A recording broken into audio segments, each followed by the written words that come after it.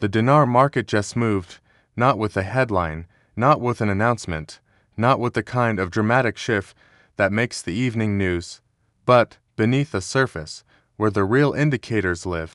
Something significant just happened, and nobody is explaining what it actually means. Let me take you inside the move. On February 25, 2026, the Iraqi dinar showed subtle but telling movements across multiple fronts. The official central bank rate remained steady at 1,320 dinars to the dollar, unchanged since February 2023. But, in the parallel market, the dollar eased slightly, trading at 151,200 dinars per $100 in Baghdad's main exchanges, down from 150 to 2,400 the previous day. In Erbil, selling prices stood at 151,200 dinars, buying at 150,100 dinars. To the casual observer, these are minor fluctuations, statistical noise, movements too small to matter. But, to those who understand how markets work, this quiet movement is the loudest signal of all. The move is not about the numbers. It is about what the numbers represent. The narrowing gap between the official rate and the parallel market tells us that the enforcement mechanisms are working. The ASYCUDA customs system, the digital payment platforms, the banking compliance measures, all of it is having an effect. On February 10th, Central Bank Governor Alaq sat down with Ruda in Erbil and delivered the most important interview of the year. He revealed that Iraq's foreign reserves now exceed $100 billion, including more than 76 tons of gold. He disclosed that the money supply stands at approximately 100 trillion dinars, with more than 80% existing outside the banking system. 80%, that is the number that defines the market's potential. When that money begins to flow into the formal system, everything changes. And the market just moved because the mechanisms that will make that happen are now visible and verifiable. The General Authority of Customs announced that revenues exceeded 137 billion Iraqi dinars in January, attributing the increase to the implementation of the new tariff decision across all customs centers. The authority stated that revenues are expected to rise further following a reduction of the value rate in the ASYCUDA system to 25%, alongside measures to accelerate customs procedures. This is not speculation. This is data. This is proof that the system is working. On February 11, the Director General of the Iraqi General Customs Authority announced that the Kurdistan region has begun responding to the unification of customs tariffs with federal border crossing. Advanced understandings are in place to implement the ASYCUDA system across all points of entry. For years, one of the largest leaks in Iraq's financial system was the differential between federal and Kurdistan region customs duties. Traders would import goods through the region, pay lower tariffs, and then smuggle those goods into federal Iraq without paying the difference. The dollars that should have flowed into the central bank's reserves instead flowed into private pockets. That leak is now being sealed. Baha al-Araji, head of the Construction and Development Bloc, explained that many traders previously imported goods through the Kurdistan region, where customs duties were lower and revenues did not reach the federal government. Under the new unified system, traders are now paying customs duties everywhere. He stated that objections were motivated by private interests rather than the public good. The dinar market just moved because the structural reforms are becoming visible. The enforcement is real. The government is not backing down. Despite widespread trader protests in February with container fees reportedly surging from 3 million to as high as 60 million dinars, in some cases the government has held firm. MP Shagadi al-Zaidi dismissed the protests as an attempt to muddy the waters and stated the government would not reverse its implementation of the system.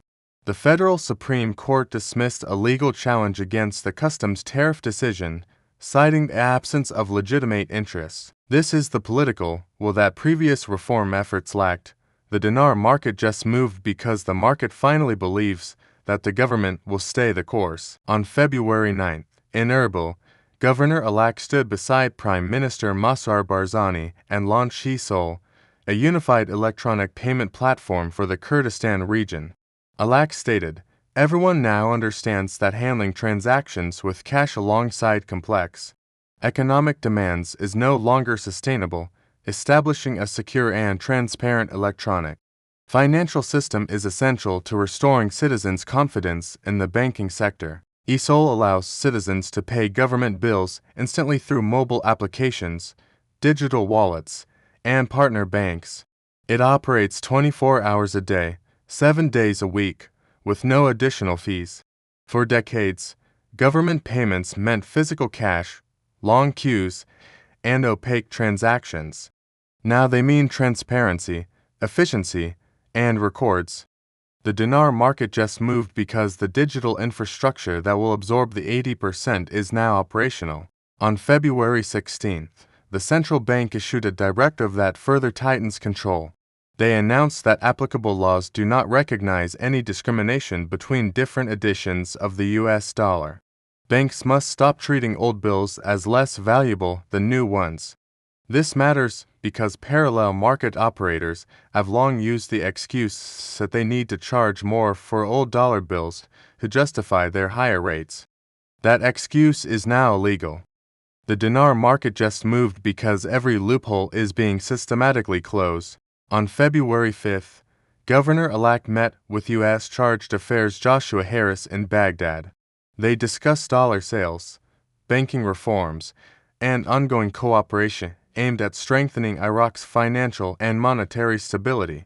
Harris praised the significant reform initiatives undertaken by the Central Bank of Iraq and affirmed the United States' full readiness to continue supporting the efforts of the Central Bank of Iraq, enabling it to achieve its goals in enhancing financial and monetary stability. This is the international cooperation that previous efforts lack. The dinar market just moved because the world is now aligned with Iraq's reform agenda. Since November, Iraqi banks have had to comply with SWIFT international transfer system criteria to access their foreign reserves held at the U.S. Federal Reserve. The Federal Reserve examines every request, and if there are any suspicions about the final destination, it stops the transfer. Since this mechanism was adopted, about 80% of transfer requests have been blocked due to compliance concerns. 80%, that number keeps appearing. It is the number of currency outside banks. It is the number of transfers blocked. It is the number that defines the gap between the old Iraq and the new. The dinar market just moved because the compliance regime is now unforgiving. On February 22nd, KBR announced it had been awarded a major contract by the Basra Oil Company who provide integrated field management services for the Majnoon oil field, one of the world's largest with estimated reserves of over 38 billion barrels. This project is expected to generate significant local employment, with an initial estimated workforce of approximately 2,000 in-country personnel. The dinar market just moved because the economy is diversifying beyond oil revenue. On February 16th, the Second Kark investigation court recovered 30 billion Iraqi dinars in a financial fraud case. The money was recovered from a company that had violated the law by fraudulently profiting from exchange rate differences through cross-border money transfers. The rule of law is expanding. The dinar market just moved because impunity is ending. Now, let me give you the political context that frames all of this. On February 17th, President Nechirvan Barzani received Joshua Harris, the Chargé d'Affaires of the U.S. Embassy in Iraq. Along with his accompanying delegation, their discussions focused on the relationship between the U.S. and Iraq, as well as the Kurdistan region, addressing the latest developments in the country's political landscape. Then on Monday, Iraq's Deputy Prime Minister and Foreign Minister, Fuad Hussein, met with U.S. Special Envoy for Syria Tom Barrack and his delegation in Baghdad. They discussed bilateral relations, regional security developments, and the ongoing government formation processes. The U.S. delegation expressed appreciation for Iraq's recent steps to transfer ISIS elements from detention centers abroad to Iraqi prisons. But, more importantly for dinar holders, the discussion encompassed the ongoing process of forming the Iraqi government. Minister Hussein stressed that the formation of the Iraqi government is an internal matter, while also noting the importance of accounting for international partners' views, especially those of the UNIT. Ed states, he called for continued communication and coordination throughout the remaining stages of the government formation process. The dinar market just moved because the political process, while delayed, is still engaged with international partners who have a stake in Iraq's success. The official rate remains at 1,320 dinars to the dollar, unchanged since February 2023. The parallel market has eased to around 151,200 dinars per $100. The gap is narrowing. The enforcement is working. The infrastructure is being built. The international cooperation is deepening. The political will is holding. The dinar market just moved, not with a bang, but with the quiet accumulation of evidence that the new direction is real. Nobody is explaining it because they are looking at the wrong indicators. They are watching the exchange rate, not the reserves. They are watching the political deadlock, not the economic execution. They are watching the protests, not the reforms. The move is real. The question is whether you understand why.